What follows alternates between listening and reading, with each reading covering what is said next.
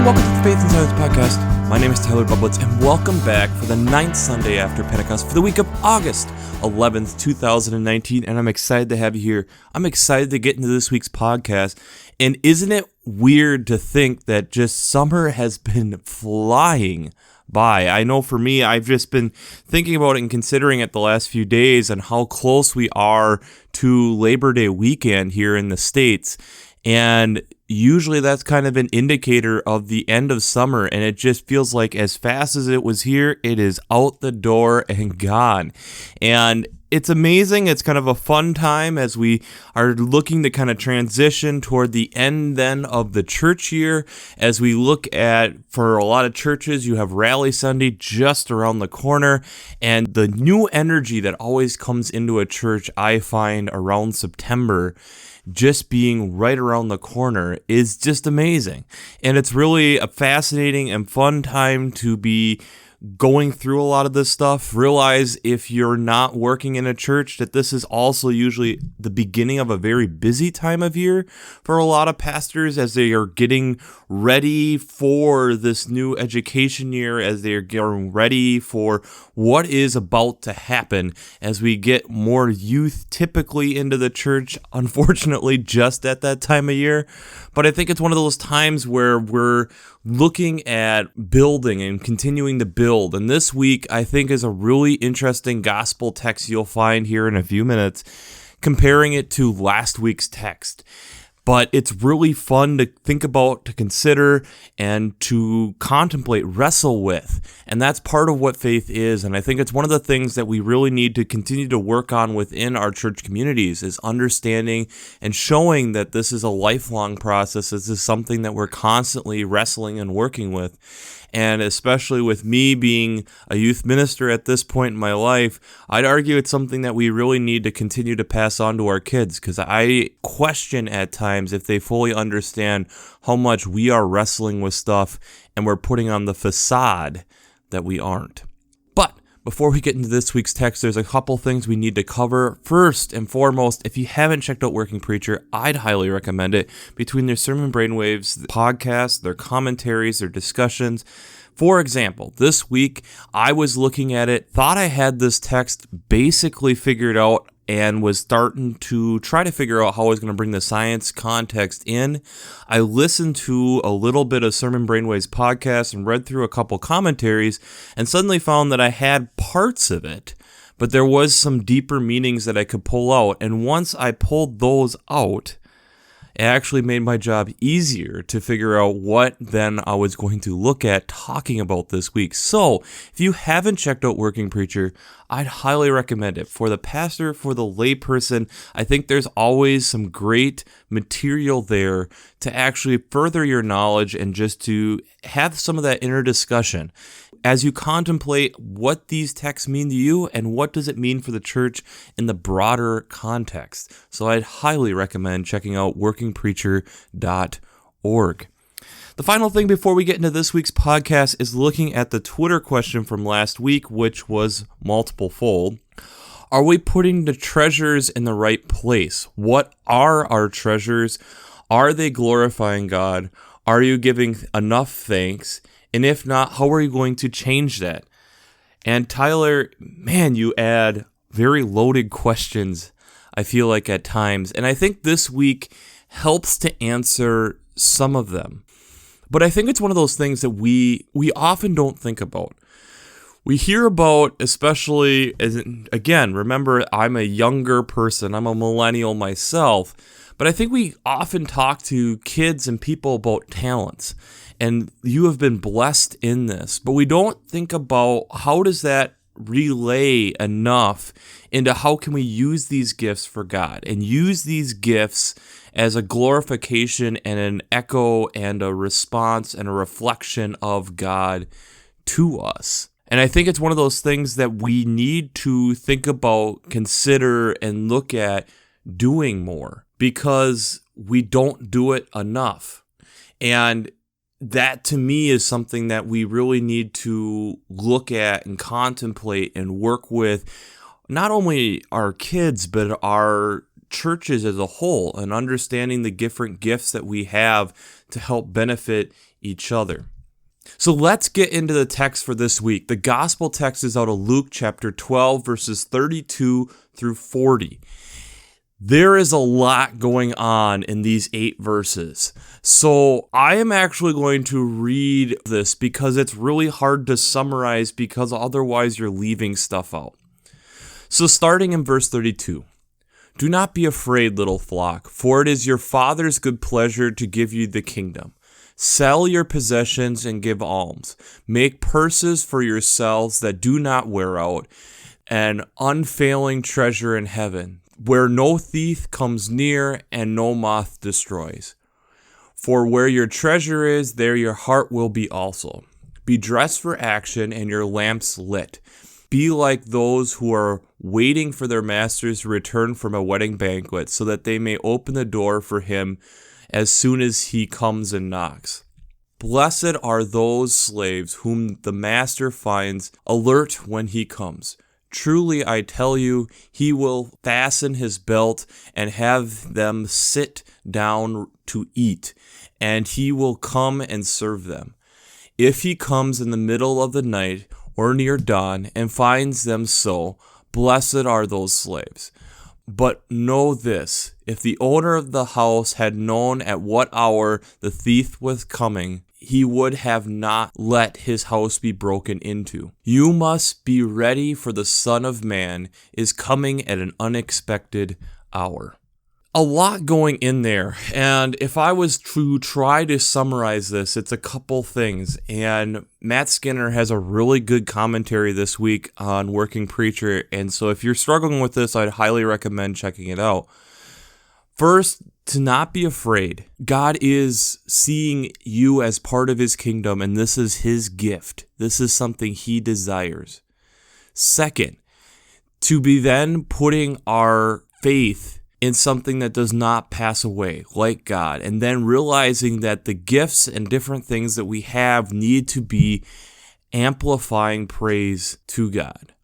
But in that we are prepared for whenever the Son of Man returns, whenever that is, that we are ready to go. The bags are already packed, and they're just, boom, we're going. Just in the middle of the night, in the middle of the broad daylight, whenever it is, we're just go. So a lot to wrestle with, a lot to contemplate and to work with here. The first reading is from Genesis chapter 15, verses 1 through 6. And this is after the Lord has talked to Abram. This is before he's changed his name to Abraham.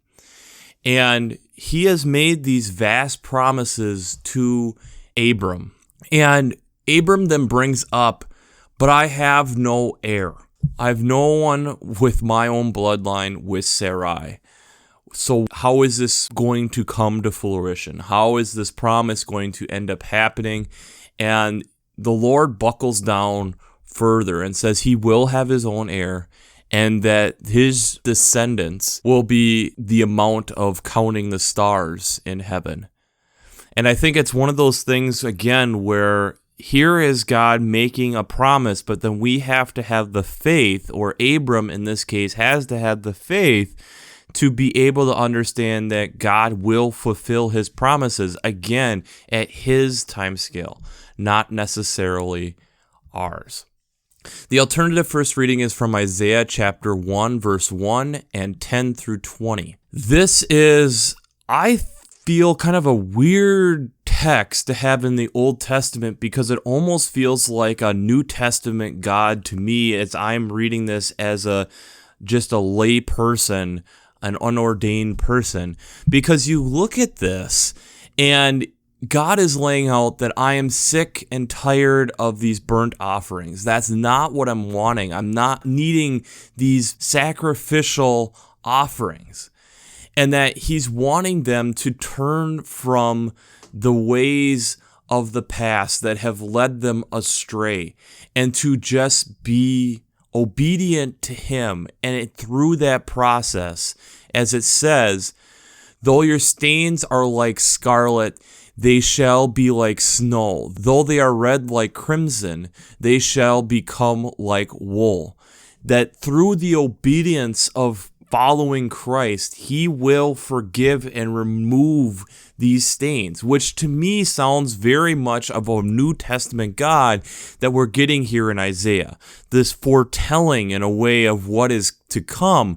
But again, as we are on this side of the cross, realizing that he has such this great desire and these great plans for prospering us in whatever his plan is for us as a collective group and as a collective individual, that we often forget then what that means. The sacrifice of putting aside just the self for following where God is telling us to go.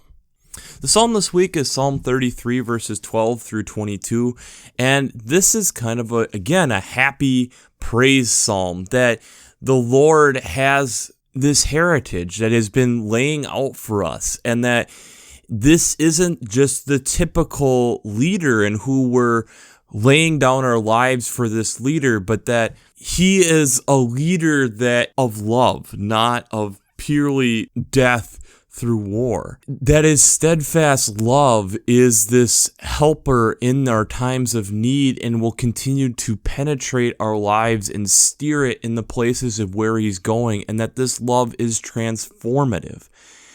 And it's this powerful text to be putting in juxtaposition of what we are talking about this week. And remembering that this love is very closely associated with faith. That it's through that love that we can know God. Because of how much he loves and cares for us, as long as we put faith in him, we get to experience the love that he has for us in a more tangible way because we're recognizing it. The second reading is from Hebrews chapter 11, verses 1 through 3 and 8 through 16.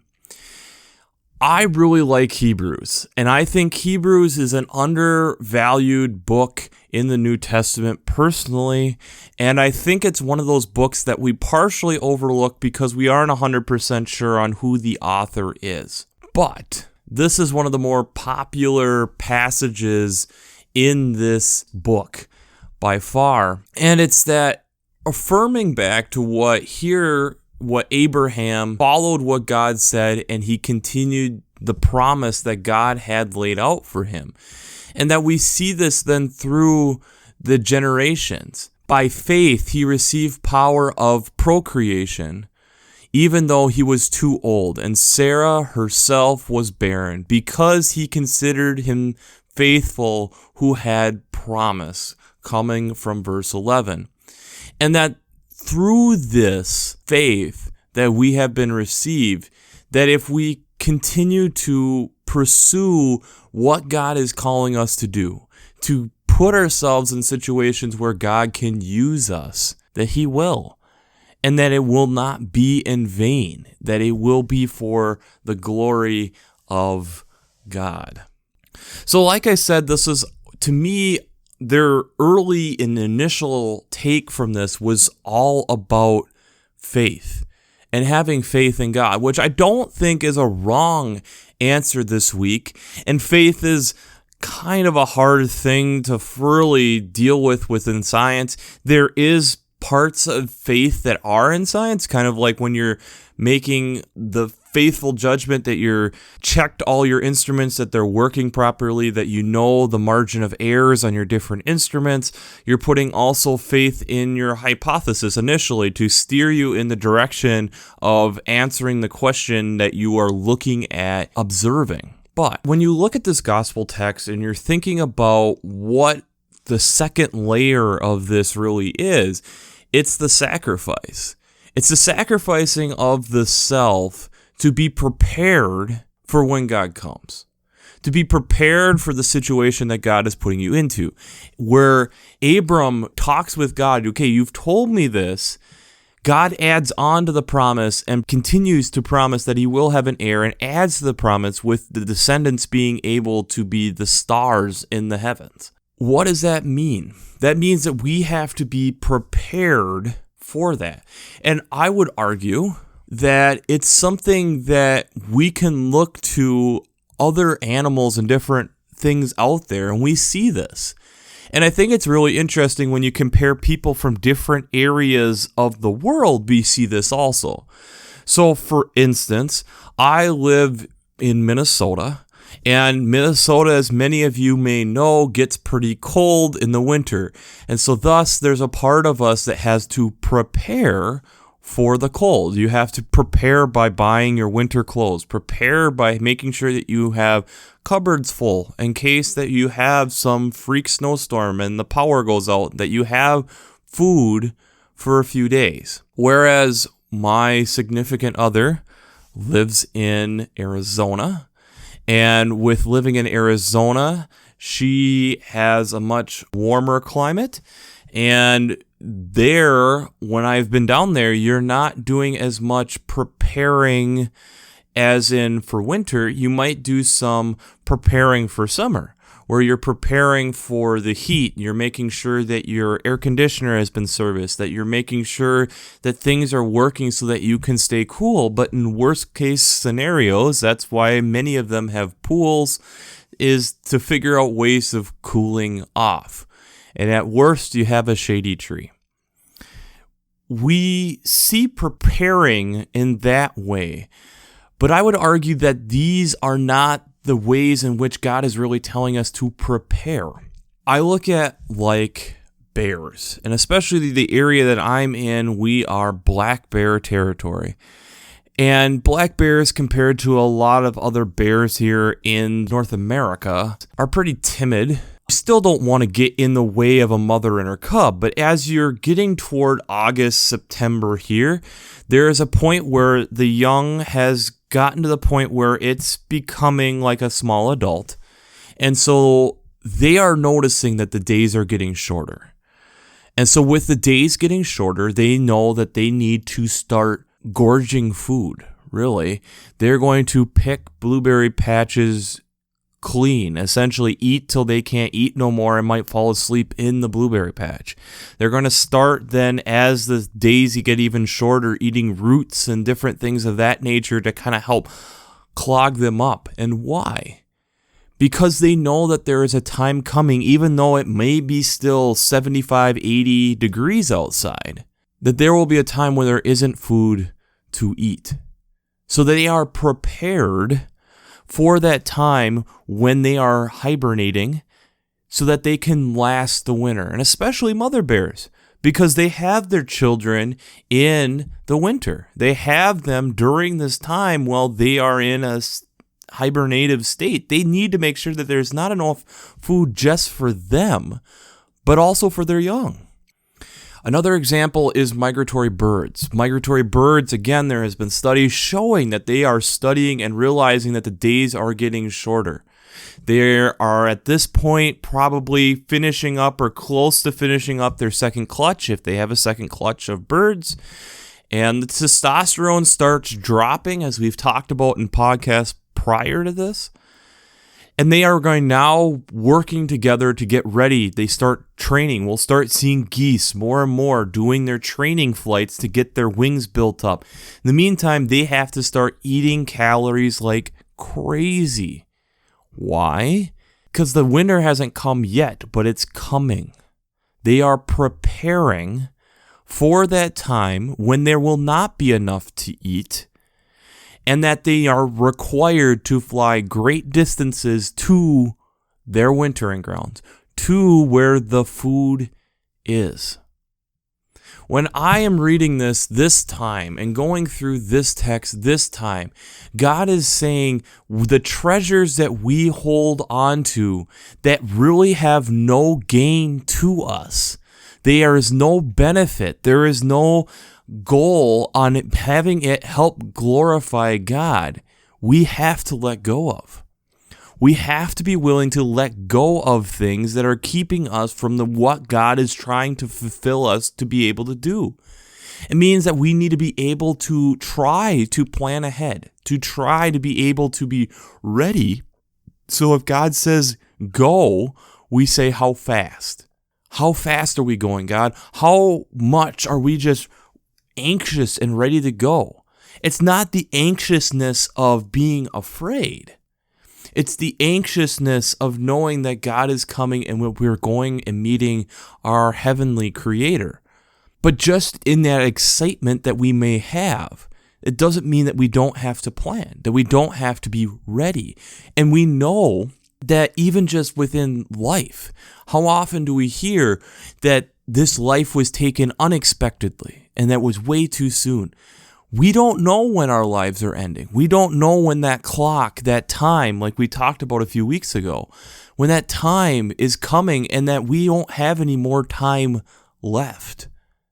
That we just have to be prepared. It's difficult. It's a little bit harder than, I would argue, than a black bear or a bird, where they have some type of season, some type of sequence that they're looking at, that they're realizing the days are getting shorter, so then I have to be prepared to go. But it's also easier. It's also easier in our situation because we realize it can be anytime. And as long as we are working toward glorifying and praising God and showing others God through how we live, we are prepared. It means that if we are preparing ourselves for God, it's asking ourselves the questions of what things really matter to us. If faith in God is really the number one thing, like God is seeking for us, then are these other things helping us reach this goal of glorifying God, or are they a distraction? Are they something that's causing us to lose sight of where God is calling us? Lose sight of what plans He has for us? Is it causing us not to be obedient to what God is planning for us? These are hard questions. These are questions that really push us further, and especially me being here in the United States of America, the number one nation in individualism, it might cause me to actually start looking more toward my neighbor, because there's certain things that just doesn't make sense for me to own, but if I can share, it makes more sense. Maybe only one person needs a tiller for tilling the ground to prepare the soil for growing in the spring, but 5 people can use it. And I don't know if that's the best example, but I think there's a lot of things where we have gotten into this idea, especially here in the States, of I need everything for me, and heaven forbid that I look to my neighbor to help. And I think, again, as we've been looking through these last few weeks, and personally, I've been working on looking at stuff for confirmation, and for me, I've been looking a lot at the 10 Commandments. It's been amazing to think about how a lot of the 10 Commandments are pushing us toward this idea of working together, and yet we really wrestle with that. Are we have the reserves to have our lamps lit when the master comes back in the middle of the night from the wedding banquet? But you could also argue that if you have multiple cups of oil to keep your lamp lit, would you be willing to bring more than enough to share? And I know that's maybe stretching this text a little bit further than what typically it is, but I think it's something to contemplate, to consider. Is, do we do that? Are we recognizing that? Are we preparing ourselves? So the Twitter question this week is a hard one, and I know I'm going to wrestle with it this week, is, are you prepared for when God calls? And I'm going to leave it just at that. Are you prepared for when God calls? And that can mean that it's drop everything and go, or that could also mean that I have a plan for you. You need to listen and come with me. Be obedient. Be like Abram and follow and trust and have faith in what I'm talking about, what I'm leading you toward. It's hard. It's not easy, but that's where we see the fruit that comes from being obedient to God. So don't let ourselves and our own pride say this is crazy, this is just unbelievable. I can't trust this. How often when we cut ourselves down in our own dreams and aspirations and the things that God is pulling us toward, because maybe those dreams are from God and that He's putting you and trying to put you in that place, and yet we cut ourselves down because it's too crazy. We have to be keen listeners and ready for that time when God calls. So, we'll wrap this up as we always do. I pray God blesses you through your faith and amazes you through science.